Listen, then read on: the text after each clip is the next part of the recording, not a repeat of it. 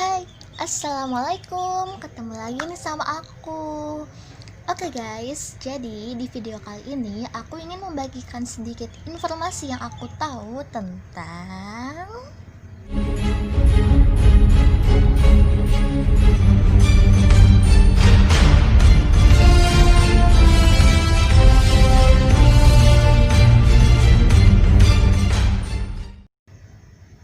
serem banget ya tadi. Ada kapal di tengah lautan, terus kena badai. Jadi di video kali ini aku ingin membahas tentang kapal dan apa sih kaitannya dengan reaksi reduksi dan oksidasi redox. Stay tune terus aja ya di video ini, jangan kemana-mana.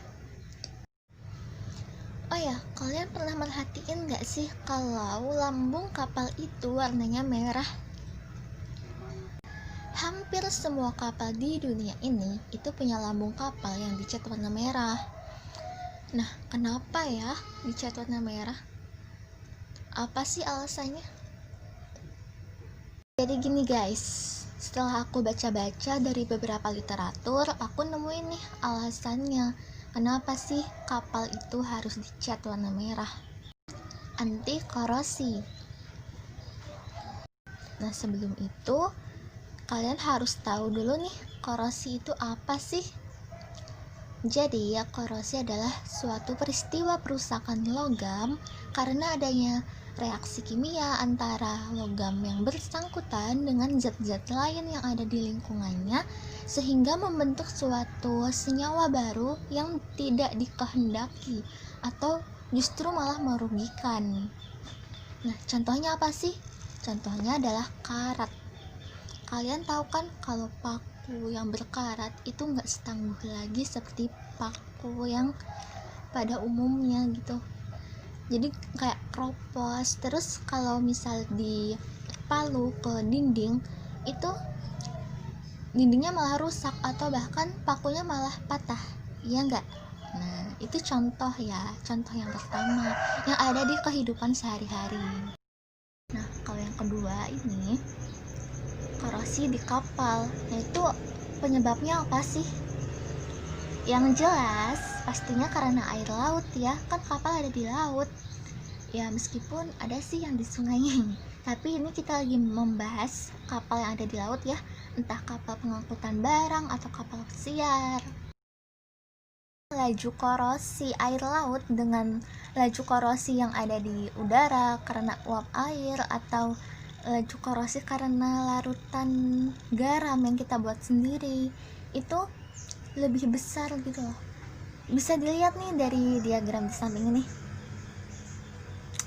Nah, dari diagram situ kita bisa tahu nih kalau kurva yang laju korosi karena air laut itu menukiknya itu tajam daripada laju korosi karena larutan garam. Nah, larutan garam di sini itu larutan yang kita buat sendiri ya. Jadi garam dapur dimasukin ke dalam air mineral, terus diaduk sampai garamnya itu benar-benar melarut atau mencair. Air laut kan terdiri dari garam juga. Terus larutan garam NaCl yang kita buat itu kan dari garam juga ya. Tapi kenapa kok air laut itu bisa lebih cepat laju korosinya dibandingkan air garam? Nah, alasannya adalah di air laut itu banyak mengandung asam juga selain mengandung garam. Nah, contohnya ion klorida. Nah, konsentrasi ion klorida di laut sama ion klorida yang ada di larutan garam yang kita buat sendiri itu kan pastinya lebih banyak ya. Nah, caranya gimana nih biar baja besi yang mengkonstruksi kapal tidak mudah berkarat? Nah, salah satu caranya adalah dengan melakukan pengecatan. Terus, biasanya kapal-kapal itu lambung kapalnya kan berwarna merah ya. Itu dicat merah. Nah, kenapa sih harus warna merah? Oke, jawabannya adalah karena di dalam cat itu ada kandungan tembaga. Nah, tembaga itu kan warna dasarnya merah. Jadi, sekalian aja catnya warna merah. Nah, kenapa pakai tembaga ya? Jadi gini guys alasannya. Pengecatan di kapal itu masih termasuk dalam proses electroplating ya. Nah, jadi nilai dari potensial elektroda dari tembaga itu plus 0,34. Sedangkan nilai potensial elektroda dari besi itu minus 0,44. Jadi kan nilai SL dari tembaga itu kan lebih besar ya daripada besi, ya kan? Nah, maka dari itu tembaga ini tuh sulit untuk teroksidasi, sedangkan besi karena nilai SL-nya itu lebih kecil, jadinya tuh dia lebih mudah untuk teroksidasi. Nah, maka dari itu dilakukanlah pelapisan besi dengan menggunakan tembaga. Oke, jadi itu alasan pertama ya kenapa lambung kapal itu biasanya dicat warna merah. Nah, untuk alasan kedua, kan tadi bahan dari cat merah itu salah satunya tembaga.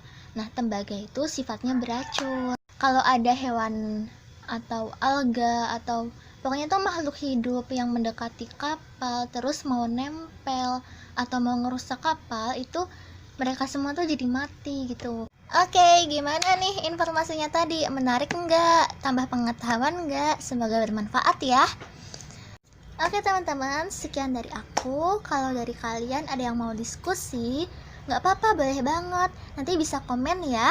Selamat apa ya? Selamat berakhir pekan atau selamat beraktivitas. Terima kasih. Wassalamualaikum warahmatullahi wabarakatuh.